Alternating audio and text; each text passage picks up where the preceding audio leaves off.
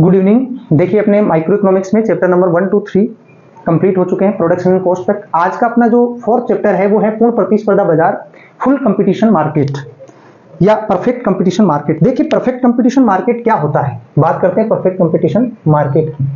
पूर्ण प्रतिस्पर्धा बाजार में, पूर्ण प्रतिस्पर्धा बाजार वह होता है जिसमें विक्रेताओं की संख्या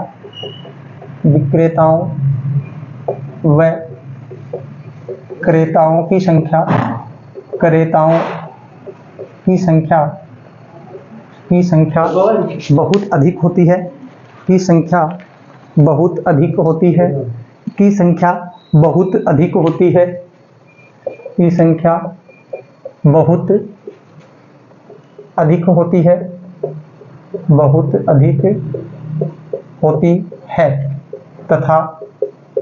तथा बाजार में एक ही कीमत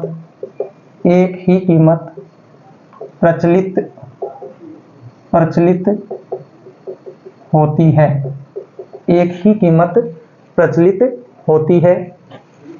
क्रेताओं को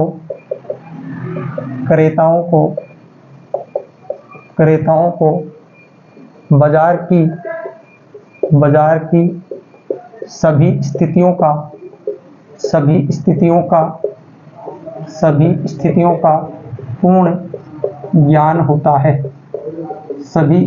का पूर्ण ज्ञान होता है।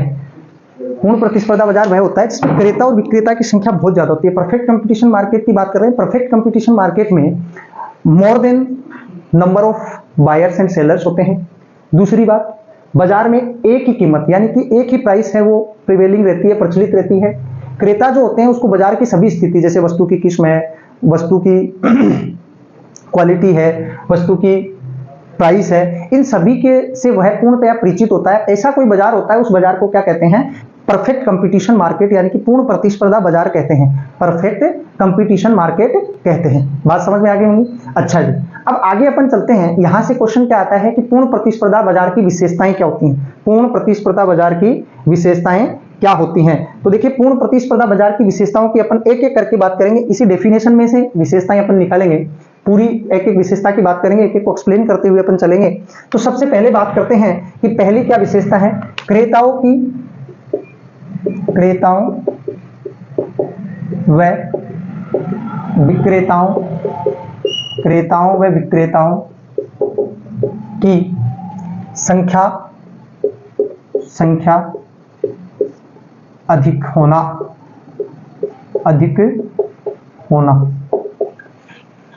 परफेक्ट कंपटीशन मार्केट में, पूर्ण प्रतिस्पर्धा बाजार में विक्रेता और क्रेता इन दोनों की संख्या बहुत अधिक होती है। दोनों की संख्या क्या होती है? बहुत अधिक होती है। अपन लिख सकते हैं पूर्ण प्रतिस्पर्धा बाजार में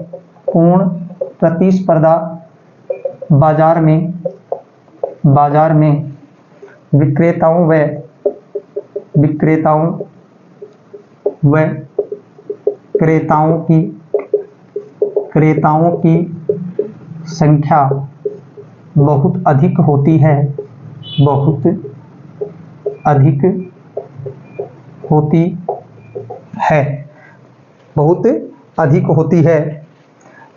एक ही प्रकार की वस्तुओं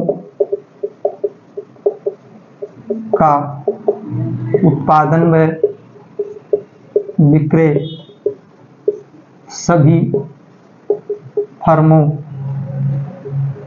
द्वारा किया जाता है।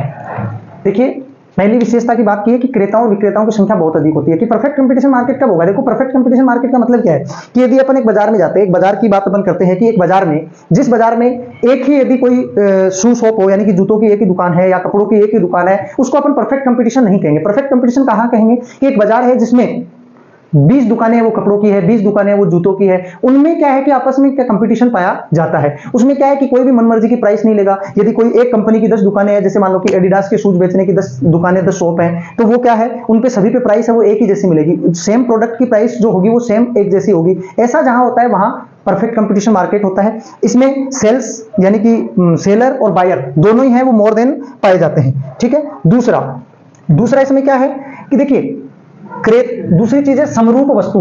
दूसरा जो इसकी विशेषता की बात अपन करेंगे तो समरूप वस्तुएं परफेक्ट कंपटीशन मार्केट में जो वस्तुओं का उत्पादन या विक्रय किया जाता है वो समान होती हैं। वो क्या होती हैं? समान। कैसी होती हैं? समान। पूर्ण प्रतियोगिता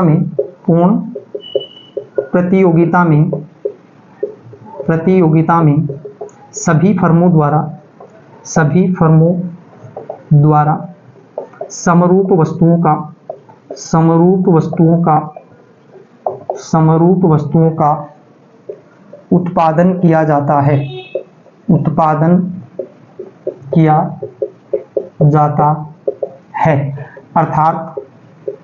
अर्थात वस्तु विभेद नहीं पाया जाता।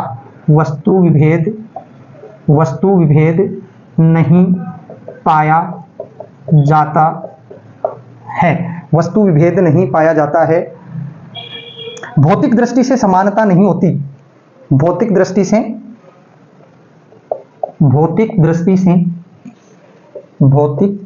से वस्तुएं समान नहीं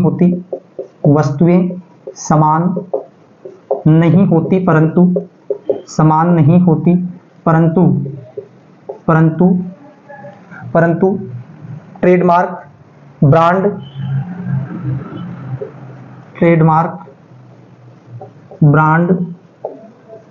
आदि में कोई अंतर नहीं होता।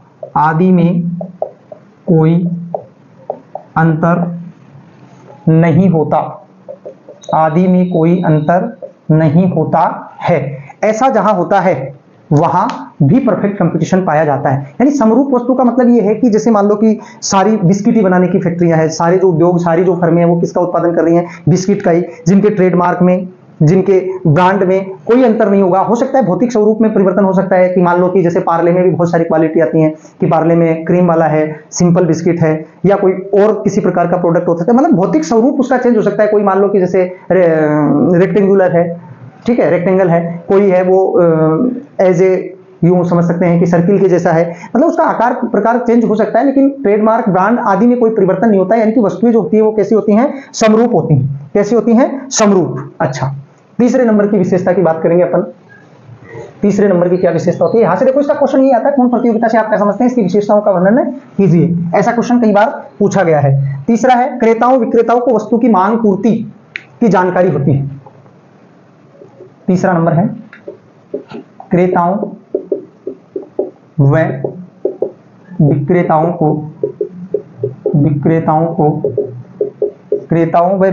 को वस्तु की मांग व पूर्ति की पूर्ण जानकारी। यानी सेलर और बायर होता है, उसको गुड्स की डिमांड एंड सप्लाई की परफेक्ट इंफॉर्मेशन होती है कि वो जानते हैं कि बाजार में कौन सी वस्तु की कितनी मांग है, कौन सी वस्तु की कितनी पूर्ति है, कौन सी वस्तु का उत्पादन किया जाना चाहिए, ये संपूर्ण जानकारी होती है। क्रेताओं व विक्रेताओं को बाजार में उपलब्ध वस्तुओं की मांग व पूर्ति से संबंधित पूर्ण जानकारी होती है, जिससे विक्रेता को यह निर्णय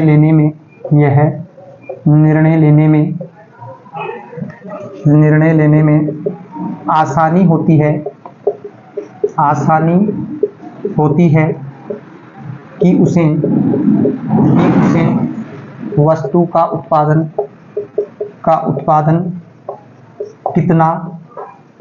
कितना करना है तथा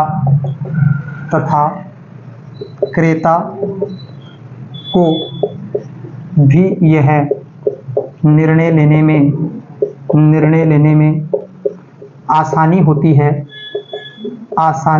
है कि कौन सी वस्तु उसके लिए उपयुक्त है। देखिए, यदि उसको मांग और पूर्ति की दोनों पक्षकारों को, सेलर और बायर को पूरी की पूरी यदि इंफॉर्मेशन होती है, तो सेलर को यह डिसीजन मेकिंग करने में किसी प्रकार की कोई प्रॉब्लम नहीं होगी कि उसे हाउ मेनी क्वांटिटी प्रोड्यूस करनी चाहिए, कितनी क्वांटिटी को प्रोड्यूस करना चाहिए, कितनी मात्रा में उत्पादन करना है, या उत्पादन को कम करना है, या उत्पादन को और बढ़ाना है, इसकी जानकारी वो, इसके निर्णय है वो आसानी से कर पाता है। साथ ही जो क्रेता होता है उसको भी डिमांड एंड सप्लाई के अकॉर्डिंग यह डिसीजन करने में कोई परेशानी नहीं होती है कि वह कौन सी वस्तु उसके लिए ज्यादा यूजफुल है, कौन सी अनयूजफुल है, किसकी क्वालिटी अच्छी है, कौन सी की अच्छी नहीं है। तो ये सारे डिसीजन है वो आसानी से कर सकता है। ठीक है, दूसरा, चौथा नंबर का बात करते हैं। फोर्थ पॉइंट है उत्पत्ति के साधनों में पूर्ण गतिशीलता। उत्पत्ति के साधनों में पूर्ण गतिशीलता। उत्पत्ति के साधनों में पूर्ण गतिशीलता, यानी कि जो फैक्टर्स ऑफ प्रोडक्शन हैं वो क्या होते हैं, पूर्णतया गतिशील होते हैं। पूर्णतया कैसे होते हैं, गतिशील। पूर्णतया गतिशील होने का मतलब देखिए क्या है कि देखिए, कोई भी जो रिसोर्स है वो अनयूजफुल नहीं होता। इस स्थिति में अनयूजफुल नहीं होता है। कैसे कि कंपटीशन का जब मार्केट होता है तो सारे रिसोर्सेज को अल्टरनेटिव तरीके से क्या किया जाता है, यूज किया जाता है, वैकल्पिक तरीके से उसको यूज करके उसका पूर्ण प्रयोग किया जाता है। इसलिए उत्पादन के जो जितने भी साधन होते हैं वो सारे के सारे कैसे होते हैं, गतिशील पोजीशन में होते हैं, रनिंग पोजीशन में होते हैं। कोई भी व्यर्थ साधन पड़ा नहीं रहता है।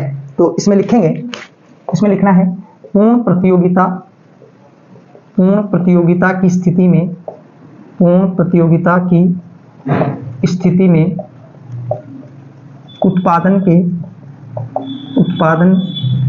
के सभी साधनों का उचित ढंग से प्रयोग किया जाता है। अर्थात कोई भी संसाधन व्यर्थ नहीं रहता है,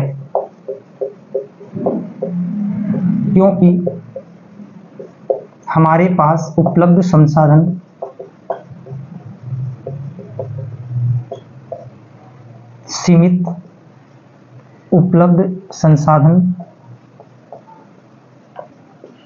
सीमित होते हैं। अतः इनका पूर्ण रूप से वैकल्पिक प्रयोग किया जाता है। यानी कि अल्टरनेटिव यूज किया जाता है। सारे संसाधन सभी के लिए नहीं है, लेकिन जो संसाधन जितने भी हैं उनका कुशलतम उपयोग किया जाता है, वेल यूज किया जाता है। ऐसे नहीं कि भाई संसाधन है वो व्यर्थ पड़े हैं, कुछ एक संसाधनों का प्रयोग किया जा रहा है, बाकी संसाधन प्रयोग में नहीं आ रहे, तो ऐसी स्थिति इसमें नहीं बनती है। पांचवी और अंतिम विशेषता इसकी ये है कि यातायात की लागत जो है उनकी क्या रहती है, अनुपस्थिति। यातायात लागतों की अनुपस्थिति, पांचवें बिंदु की बात करेंगे। फिफ्थ पॉइंट की अपन बात करते हैं, यातायात लागतों की अनुपस्थिति। ये चीज देखिए, यातायात लागतों की अनुपस्थिति, यातायात लागतों की अनुपस्थिति। ट्रांसपोर्टेशन कॉस्ट है वो इसमें एब्सेंट होती है। ट्रांसपोर्टेशन कॉस्ट एब्सेंट होने का मतलब क्या है कि देखिए, परफेक्ट कंपटीशन मार्केट में जो भी फर्में होती हैं वो मार्केट के सराउंडिंग में, मार्केट के नियर बाई सिचुएटेड होती हैं। तो मार्केट में फिनिश्ड गुड्स को लाने ले जाने के लिए ज्यादा मात्रा में ट्रांसपोर्टेशन चार्ज है वो खर्च नहीं किया जाता है। बहुत दूरी पे इनकी एस्टेब्लिशमेंट नहीं होती है कि परफेक्ट कंपटीशन मार्केट में बहुत ज्यादा दूरी पे या बहुत डिस्टेंस पे कोई फर्म है वो सिचुएटेड है, ऐसा नहीं होता है। ऐसा है कि परफेक्ट कंपटीशन मार्केट में जितनी भी फर्में जो हैं वो जो जहां बाजार होता है उस बाजार के नजदीकी क्षेत्रों में स्थापित होती है, इसलिए वहां से माल को लाने और ले जाने के लिए जो परिवहन शुल्क यानी कि जो यातायात जो कॉस्ट, ट्रांसपोर्टेशन जो कॉस्ट है वो कम लगती है या न के बराबर लगती है, ऐसा इसमें होता है। तो देखिए, पूर्ण प्रतियोगिता बाजार में, पूर्ण प्रतियोगिता बाजार में फर्में बाजार के समीप स्थित होती है तथा कच्चे माल की पर्याप्त उपलब्धता भी इनके समीप होती है, इसलिए निर्मित माल को बाजार तक पहुंचाने के लिए